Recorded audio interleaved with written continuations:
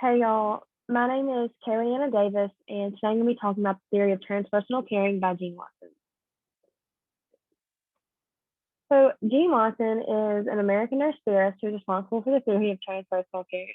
She attended the University of Colorado at Boulder and earned her bachelor's degree in nursing, a master of science in psychiatric and mental health nursing, as well as a PhD in educational psychology and counseling. Watson and her colleagues established the United States' first interdisciplinary center committed to using human caring knowledge for clinical practice, scholarship, administration, and leadership at the University of Colorado. Watson served as dean of the University of Colorado School of Nursing, where she helped develop a nursing curriculum that ultimately led to the creation of the Doctor of Nursing Practice degree. Now, the theory of transpersonal caring is basically just how nurses show their patients that they care about them. According to this theory, the goal of nursing is to help people attain a higher level of harmony within the mind, body, spirit, which promotes healing and health.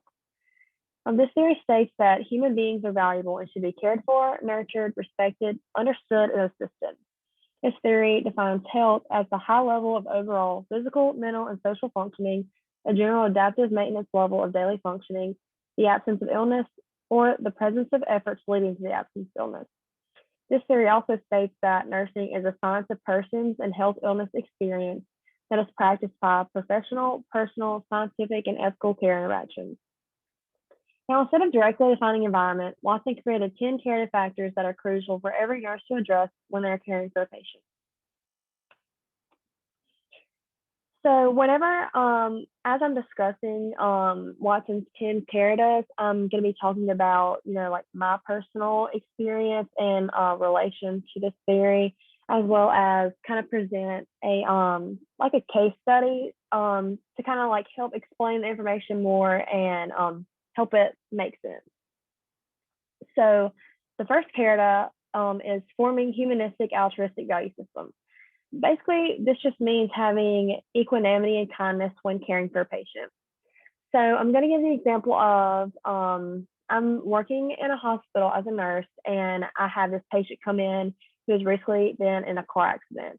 The patient, it wasn't too severe of a car accident, nothing like extremely serious, but they are in the emergency room and need to be assessed. So, they're really shaken up from the accident. They're really scared, don't really know what's going on. And so as their nurse, it's really important for me to, have that equanimity and, although like it might be a stressful, like a high paced situation for me, it's so important not to show my patient that I am stressed out because that's only going to worry them more.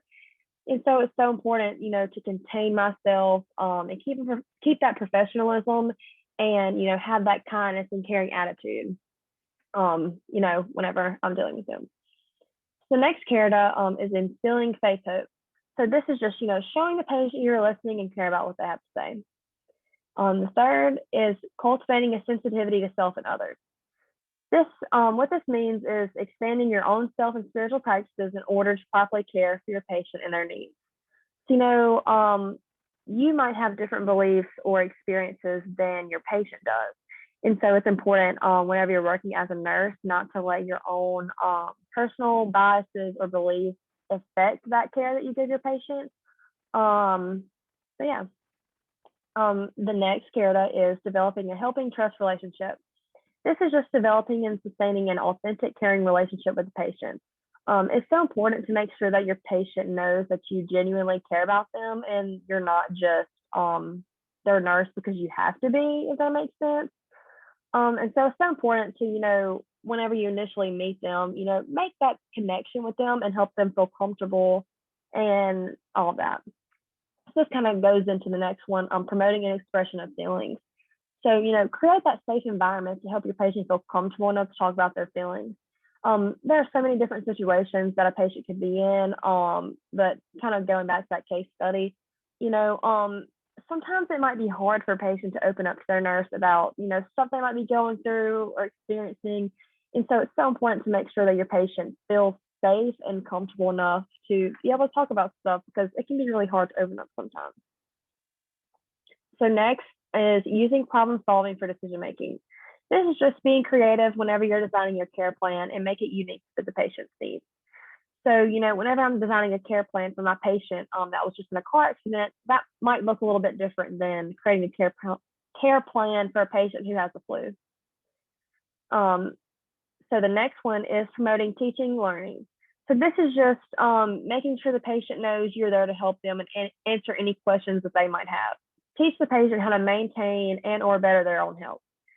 But this is really important too. You know, for example, relating back to the my patient that was just in a car accident, whenever they're sent home, they might need to go to physical therapy if they were one of their limbs are hurt or etc. Just something kind of like along the lines of that.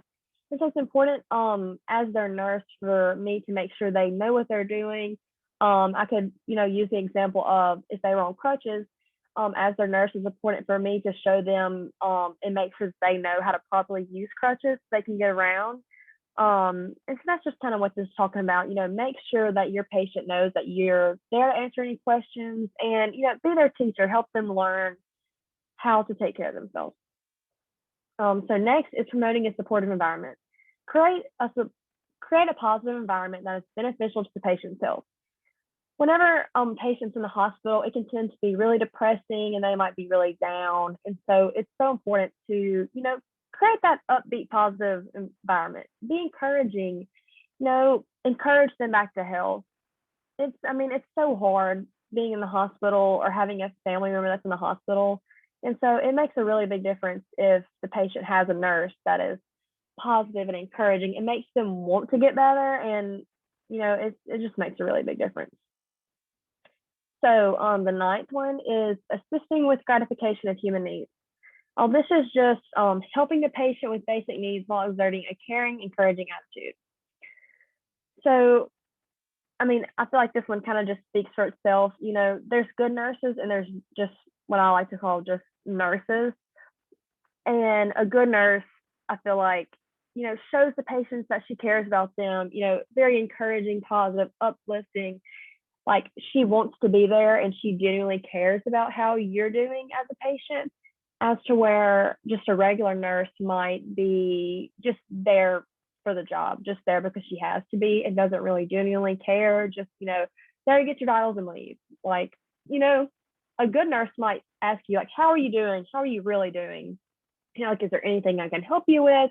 Is there anything else that you have concern about? Like, you have any questions or anything that you need me to answer for you? Just go that extra mile for your patient because it really is important. I feel like that's something that really is important to me because I've had so many experiences as a patient where my nurse just really hasn't, been that person for me, hasn't really, shown that they really cared about me. And it can really put a patient down and make them feel like, they're not genuinely cared for. And I feel like that's one of the absolute worst things that can happen. And so, like after having those experiences, I've always made sure that if I ever went into the medical field, that I would, be that be that good nurse for the patient because it's so important. And so that's kind of how I relate to this theory because it's just so important to make sure that your patients know how much you care about them. You're not just there because it's your job. Now the final character is allowing for existential phenomenological forces. Now, this just kind of ties back to one of the first characters. Forget about any personal bias or religious beliefs that you may have whenever you're caring for a patient. Open your mind to any and all possibilities. Don't let any of your personal biases affect how you're treating a patient because you don't know their background. I'm sure I will come in contact with many patients that might have different religious beliefs than me, might have a different background, etc. And so, I have to make sure to not let any of my personal experiences, like affect the kind of treatment that I'm giving my patients. Okay, so this is just my references page. So this concludes my presentation. I hope this helped you learn a little bit more about Watson's theory and why it is so, so important that nurses incorporate it more into their routine. Okay.